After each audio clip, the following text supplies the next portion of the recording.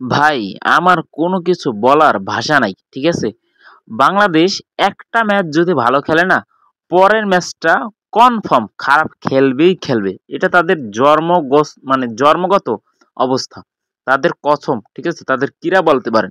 কারণ কি দেখেন, এর আগে যে ফার্স্ট টেস্ট ম্যাচটা খেলো শ্রীলঙ্কার সাথে, মুশফিক, লিটন কুমার দাস, শান্ত এরা কিন্তু মোটামুটি ভালো পরিমাণে ব্যাটে রান পাইছে। ঠিক আছে? ভালো পরিমাণে শ্রীলঙ্কার সাথে একটা টক্কর দিছে। আমি ভাবছি কি যে এই তো হয়তোবা বাংলাদেশ কামব্যাক করছে। কিন্তু ভাই বাংলাদেশ কোনোদিন যে কামব্যাক করতে পারবে না, সেই এই জিনিসটা কিন্তু আমি ভুলে গেছি। বাংলাদেশ যে কোনোদিন কিছু কইরা দেখাইতে পারবে না, এই জিনিসটা কিন্তু ভাই আমি একেবারে ভুলে গেছি। আমি যেহেতু ওই যে একজন অন্ধ ফ্যান বলতে পারেন বাংলাদেশের, ঠিক আছে? থাকে না কিছু ফ্যান থাকে না যে তার কাজ হাজার থাক, ক্রিকেট খেলা শুরু হইলেই ওই ক্যামেরার সামনে যেয়ে বইসে যাবে, মানে টিভির সামনে যেয়ে বইসে যাবে। বাংলাদেশ যে জঘন্য মার্কা খেলা খেলবে, ওই খেলা দেখার জন্য বইসে থাকবে।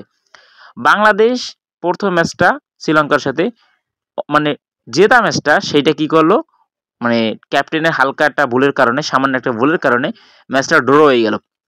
তো ম্যাচ ড্র হয়ে গেছে এই না যে আপনারা অনেক ভালো কিছু করে ফেলছেন। ঠিক আছে? বাংলাদেশের বর্তমান খেলার অবস্থা একদম জঘন্য। মানে যত পরিমাণে একটা বাজে খেলা বাংলাদেশ ক্রিকেট খেলা মানে আমাদের উপহার দিচ্ছে, আমি কোনো কিছু ভাই রাগের ঠেলায় বলার ভাষা নাই আমার। ঠিক আছে? কারণ কি আমি যদি এখন গালিগালাজ করি না, ভাববে যে বাংলাদেশের মানে ফ্যানরা শুধুমাত্র গালিই দিতে জানে। ভাই যখন আমি লাইভে টেস্ট ম্যাচের খেলাটা দেখতেছিলাম, অনেকে অনেক বাজে মানে কমেন্ট করতেছিল, অনেক গালি দিতেছিল। কারণ দেবে না কেন? আপনাদের ভাই গালি দিলেও তো আপনাদের কোনো লজ্জা শরম নাই। একটু তো ভালো খেলার চেষ্টা করবেন, তাই না?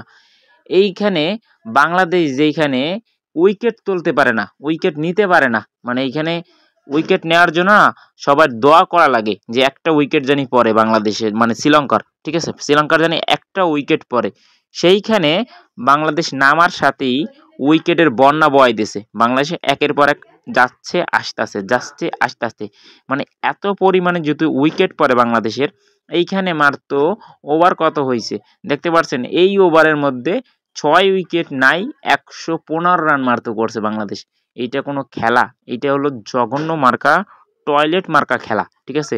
বাংলাদেশের টেস্ট ম্যাচের কথা বাদ দেন, এই টেস্ট ম্যাচটা খুব সুন্দরভাবে বাংলাদেশ হারতে যাচ্ছে। ঠিক জঘন্যভাবে বাংলাদেশ এই টেস্ট ম্যাচটা হারতে যাচ্ছে। এটা আপনারা কনফার্ম লেইখা রাখেন। আজকে আবার খেলা শুরু হবে।